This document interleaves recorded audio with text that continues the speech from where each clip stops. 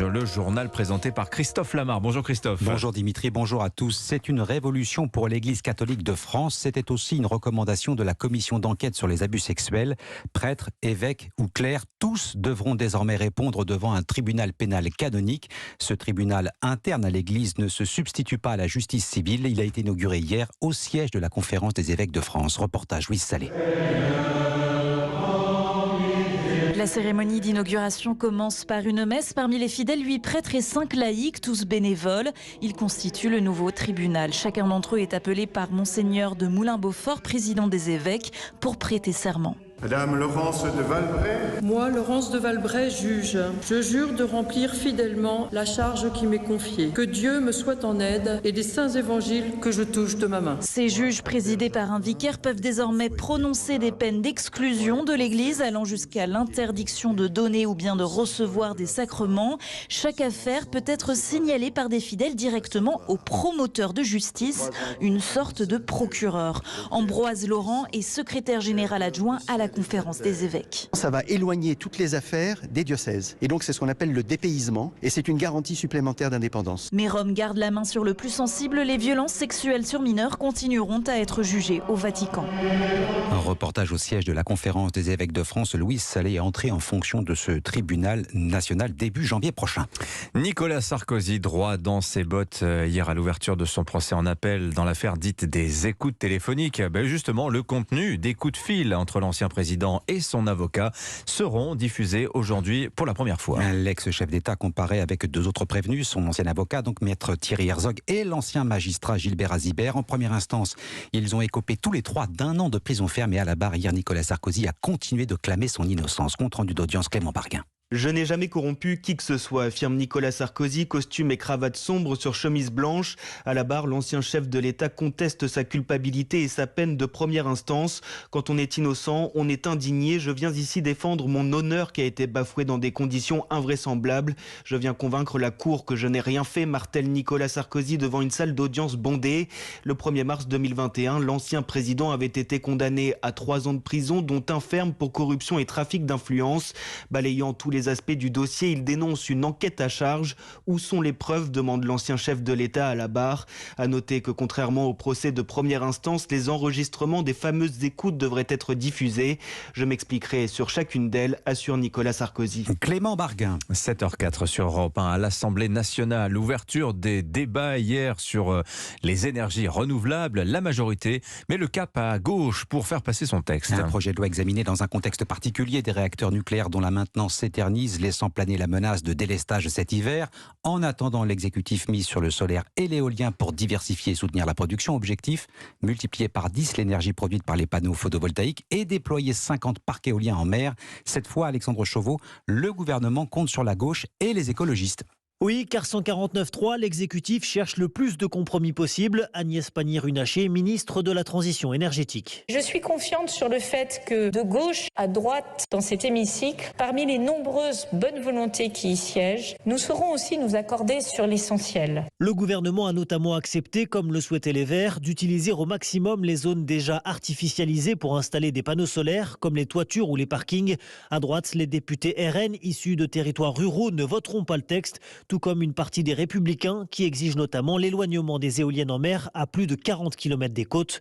Emmanuel Maquet, député LR de la Somme. Vous devez entendre nos arguments et ne pas franchir ces lignes rouges. Dans le cadre contraire, vous assumerez la responsabilité de la colère des Français qui se rendent compte de l'impasse dans laquelle notre pays est plongé par de telles politiques motivées par une idéologie qui nous a déjà conduit à l'échec. Les députés ont 2 semaines pour examiner le texte, le temps d'étudier les 3000 amendements déposés par les différents groupes. Alexandre Chauveau du service politique d'Europe 1.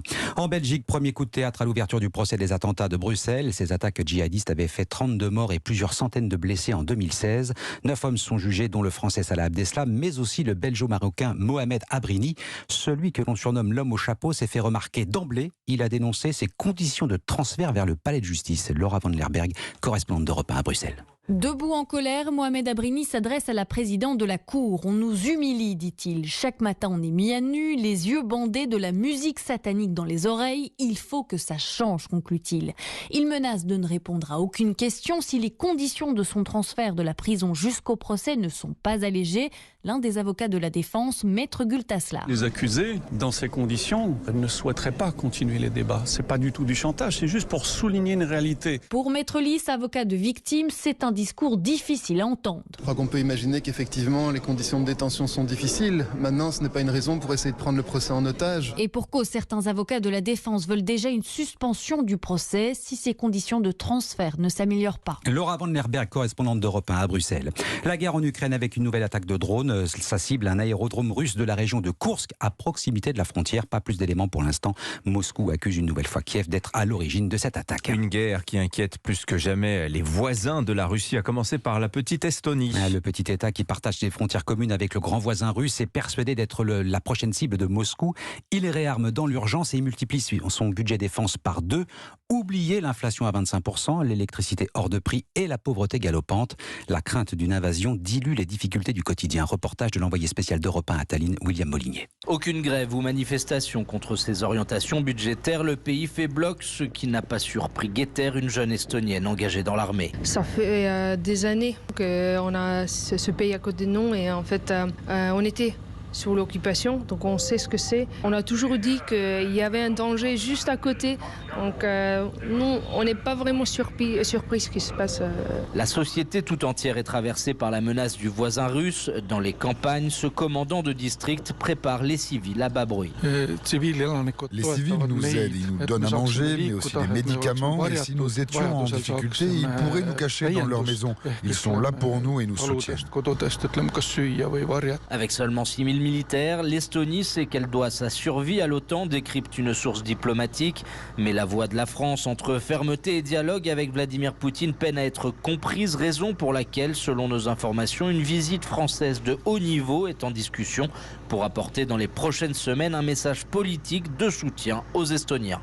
Tallinn, William Molinier, Europe 1. L'Europe déterminée à faire sans le pétrole russe, elle fera aussi sans les produits issus de la déforestation. Cacao, café, caoutchouc, chocolat ou encore bois sont désormais interdits à l'importation s'ils sont issus des terres déboisées après décembre 2020.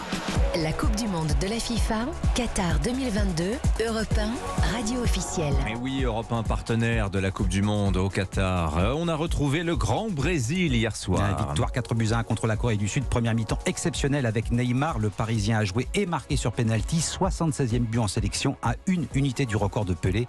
L'idole du football qui lutte contre un cancer sur son lit d'hôpital, Neymar a eu une pensée pour lui.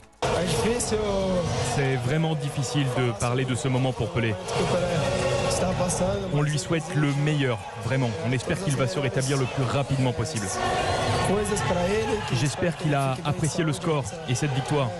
Et surtout, j'espère qu'il a pu en profiter. Neymar avec nos confrères de la chaîne brésilienne Globo. Le Brésil affrontera la Croatie en quart de finale.